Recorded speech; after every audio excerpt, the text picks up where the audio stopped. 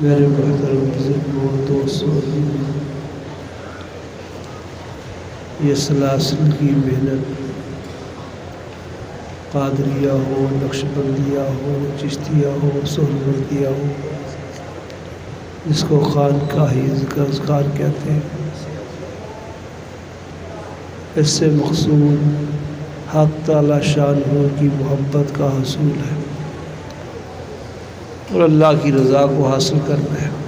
یہ دو نعمتیں سب سے بڑی نعمتیں ہیں، محبت الہی اور خوشنودی باری تعالیٰ۔ یہ دو چیزیں اصل ہے، اسی کے لیے محنت ہوتی ہے۔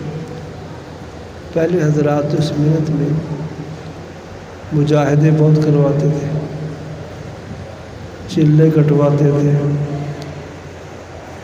روزے رکھواتے تھے، ایک کھجور سے افطاری اور ایک کھجور سے سحری کراتے تھے۔ اس کے علاوہ مجاہدات تھے۔ مجاہدات کا دور تو تقریباً ختم ہو گیا۔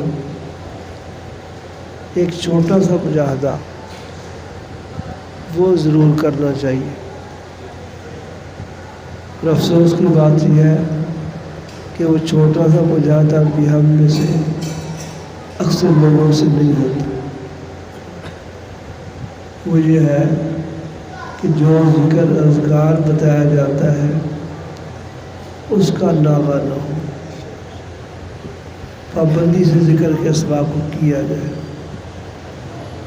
وہ آپ کو معلوم ہی ہے، جب ڈاکٹر حکیم دوائی دیتے ہیں تو 7 پرہیز بتاتے ہیں، یہ نہیں کھانی، یہ نہیں کھانی، یہ کھانی ہے۔ تو اس علاج میں بھی پرہیز ہے۔ ہر وہ کام جو شریعت کے خلاف ہے اس سے پرہیز کی جائے۔ کسی کا دل نہ دکھایا جائے، حرام کا ارتکاب نہ کیا جائے، فرض نمازیں لازماً پڑھی جائے، اور جتنی چیزیں بھی کسی بھی مخلوق کو تکلیف پہنچاتی ہیں اس سے بچا جائے۔ مخلوق سے مراد انسان بھی ہے، جانور بھی ہے۔ جن جانوروں کو مارنا ثواب ہے، جن جانوروں کو قتل کرنا ثواب ہے، اس کے بارے میں لکھتے ہیں کہ تکلیف نہ پہنچائی جائے۔ مار دیا، ختم کر دیا، جان نکل گئی اس کو، جیسے سانپ ہے، بچھو ہے۔ تکلیف نہ پہنچانے کیا مطلب ہے؟ اب کوئی سوا لے کر اس پہ کاٹ دیں، وہ تڑپ تڑپ کے مرے، ایسا کرنا صحیح نہیں۔ یعنی جن جانور کو مارنا ثواب ہے، فرمایا نبی پاک صلی اللہ علیہ وسلم کہ قتل کرنا سے جانور کو پہلے اس سے کسی کو تکلیف پہنچائے، پہلے اس سے کہ سانپ کسی کو ڈس جائے پہلے مار ڈالو، بچھو کسی کے ڈنگ مار دے اس سے پہلے مار ڈالو، یہ ثواب ہے۔ ثواب کے باوجود تکلیف پہنچانا صحیح نہیں ہے۔ یہ تو جانوروں کی بات ہے، انسانوں کو تکلیف پہنچانا تو بہت ہی بری بات، اور ایسا فعل کرنا جو اللہ رسول کی تکلیف کا باعث ہو، یہ سب سے بری بات۔ ہر وہ کام کرنا چاہیے جس سے نبی پاک صلی اللہ علیہ وسلم کی روح مقدس کو راحت پہنچے۔ آپ صلی اللہ علیہ وسلم کی خوشیاں اور راحتیں امت کی نیکی میں ہیں۔ جتنی امت نیک اعمال کرے گی، حضور اقدس صلی اللہ علیہ وسلم کا دل خوش ہوگا۔ اور ایک چھوٹا سا عمل ہے، اس سے بھی حضور بہت خوش ہوتے ہیں، جس کو اللہ نے بڑا آسان کیا ہوا ہے کہ درود شریف پڑھا جائے۔ درود شریف میں بھی پہلے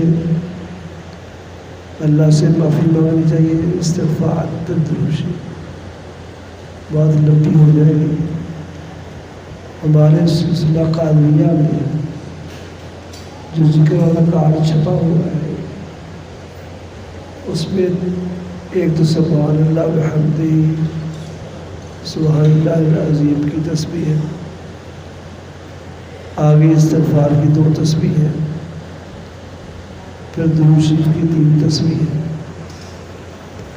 کام وہی صحیح ہے جو لکھا ہوا ہے، غیر شعوری طور پر میرے خیال آتا رہتا تھا کہ استغفار کا معنی تو معافی مانگنا ہے، یہ دعا ہے، اور دعا کا طریقہ یہ کہ پہلے دروشی ہو پھر دعا ہو۔ حدیث میں آتا ہے جو دعا مانگتا ہے پہلے دروشی پڑھے، سب سے پہلے ہم کو صدا کریں، پھر دروشی پڑھے، پھر اللہ سے اپنی حاجات مانگیں۔ تو استغفار جو ہے یہ معافی ہے، دعا ہے، تو دروشی اس سے پہلے ہونا چاہیے، یہ مجھے خیال آتا تھا۔ اگر یقین نہیں تھا کہ جو چھپا ہوا ہے حق یہی ہے، بزرگوں کا ہے، بڑوں کا ہے۔ حضرت علامہ انور شاہ کشمیری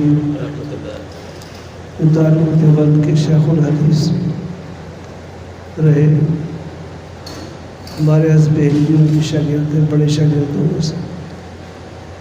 حزبیلی رحمہ اللہ فرماتے تھے کہ شاہ صاحب کو ہر رات حضور کی زیارت ہوتی، ہر رات تقویٰ تقدس اس طرح کا تھا۔ ان کی ایک بات پڑھی میں نے،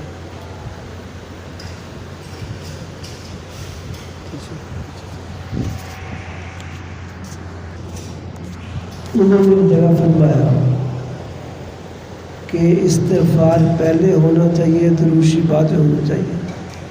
جیسے ہمارے روحانی کارڈ میں استغفار سے دل کی پاکیزگی صفائی ہوگی، پھر پاک دل سے دروشی پڑھا جائے گا، زیادہ قبول ہوگا۔ اس لیے ترتیب یہی صحیح ہے، پہلے استغفار پھر دروشی۔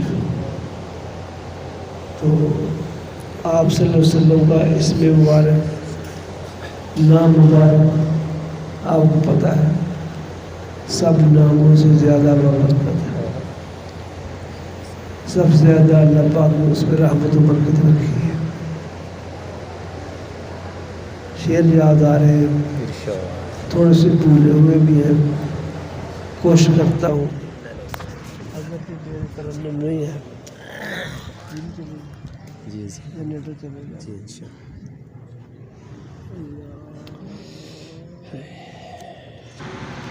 دلوں کے غم مٹاتا ہے محمد نام ایسا ہے، نگر اجڑے بساتا ہے محمد نام ایسا ہے۔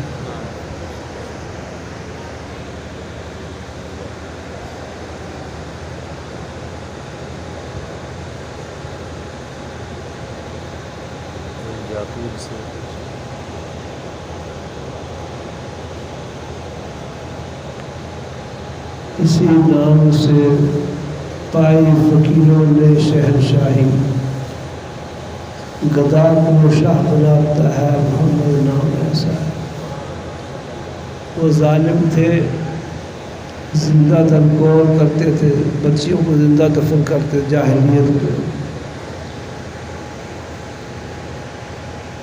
سبق رحمت کا پڑھاتا ہے محمد نام ایسا ہے۔ کوئی یعقوب سے پوچھے یوسف مل گئے کیسے، کوئی یعقوب سے پوچھے یوسف مل گئے کیسے۔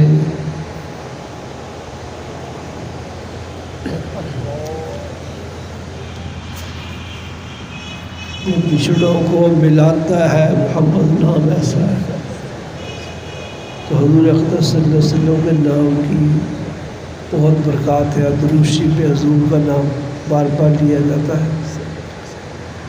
تو دروشی کا عمل بہت مفید ہے، جس سے حضور اقدس صلی اللہ علیہ وسلم کی روح مقدس کو راحت پہنچتی ہے، اللہ بھی ابھی خوش ہوتے ہیں۔ اس کا مختصر سا طریقہ بھی فرض کیا ویسے دو نفل توبہ کے پڑھ کر صلی اللہ علیہ وسلم کی 10 تسبیحات، صلی اللہ علیہ وسلم، صلی اللہ علیہ وسلم، صلی اللہ علی محمد، صلی اللہ علیہ وسلم، اس 10 تسبیحات کا کبھی ناغہ نہ کرو۔ 2 نفل توبہ سے دل صاف ہوگا۔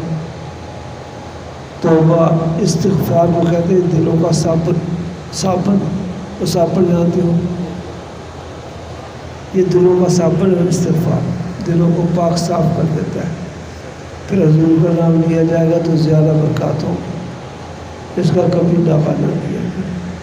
اور کیا کہہ رہا تھا کہ میں نے بات شروع کی تھی کہ لمبے چوڑے مجاہدے تو رہے نہیں، اتنا مجاہدہ ضرور کر لیں کہ بتائے ہوئے ذکر کا کبھی ناغہ نہ ہو، کبھی سبق اور ذکر کرنے میں پابندی ایسی ہو کبھی اس میں کمی نہ آئے، ذکر ہمیشہ کیا جائے اور پورا کیا جائے اور پرہیز گناہوں سے بچا جائے، درود شریف عمل کو لازم سمجھا جائے۔